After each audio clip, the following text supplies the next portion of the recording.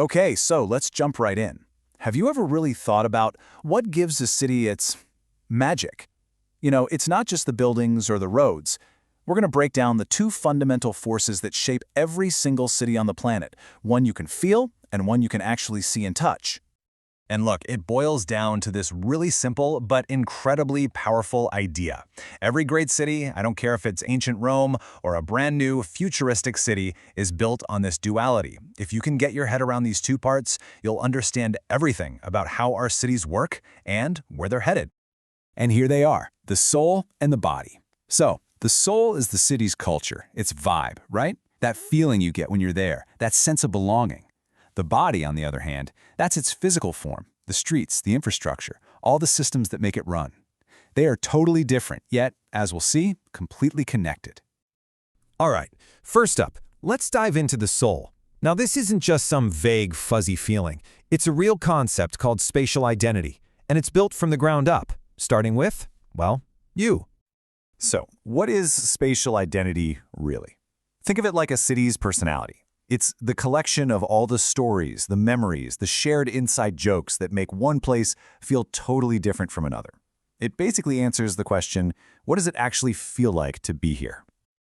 And what's so cool is how this identity gets built layer by layer. It all starts at the individual level, that specific park bench where you always go to think. Then it expands to the local level, like the shared pride people in a neighborhood like Mahdi and Cairo feel for their unique little spot. From there, it becomes civic. The story the whole city tells about itself, like how Rome is the eternal city. And finally, it can go global, where a city becomes a symbol for the entire world. You say Paris, you think art. You say Dubai, you think innovation. It all bubbles up from our personal experiences. Okay, so if identity is the soul, the feeling, what about the body? What shapes the physical stuff? Well, that's where urban planning comes in. This is where the big vision becomes concrete, literally. Urban planning is the art and science of organizing the physical city. It's the technical, data-heavy process of figuring out where to put the roads, the parks, and the houses to make life better for everyone. It is the city's blueprint. And here's the key difference. Unlike identity, which bubbles up from the people, planning is a top-down process.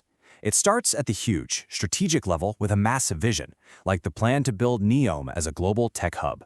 Then it moves down to the regional level, connecting that city to others, then down to the local level, laying out the neighborhoods, and finally all the way down to the detailed level, designing a single bike lane or a smart streetlight. It starts with the big picture and zooms all the way in.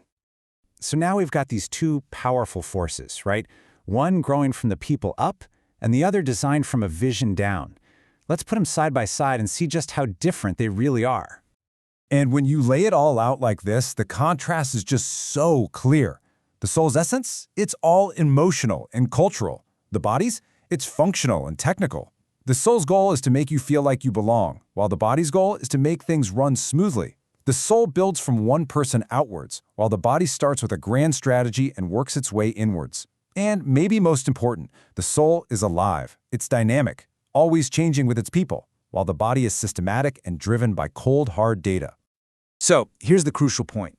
These two forces can't just operate in their own little silos. The greatest, smartest, most incredible cities are the ones where the soul and the body are perfectly woven together. That's the secret sauce. Think about it. A strong identity, the soul, is what makes a smart city a place you actually want to live. It creates a unique character that pulls people in, it boosts community pride, and makes sure we protect our history, like the beautiful old districts in Lisbon. And it gives all that fancy technology a human purpose, instead of the other way around. And on the flip side, you've got the smart urban planning, the body. This is the engine that makes the whole thing run. It gives us the smart infrastructure, uses tech like the Internet of Things to save energy and water, builds transit that just works, and makes sure the city can keep growing for generations to come. And you can see this happening in the real world. Just look at Toronto. It has masterfully combined its vibrant, multicultural identity, its soul, with these incredibly efficient, smart transit networks, its body. That fusion, that partnership, is exactly what makes it a model for the cities of the future. But let's be real. Pulling this off isn't easy. For every city like Toronto, there's another one struggling to find that balance. And this is truly the central challenge for our urban future. Because the risks of getting it wrong are huge. If a city focuses only on its identity and its past, it risks getting left behind, technologically speaking. But if it focuses only on technical planning and efficiency, it risks becoming a cold, sterile, and totally soulless place to live, a well-oiled machine with no heart. So what's the answer? Well, the way forward seems to involve a few key ideas. We've got to find ways to weave heritage together with new tech. Imagine using augmented reality to bring historic sites to life.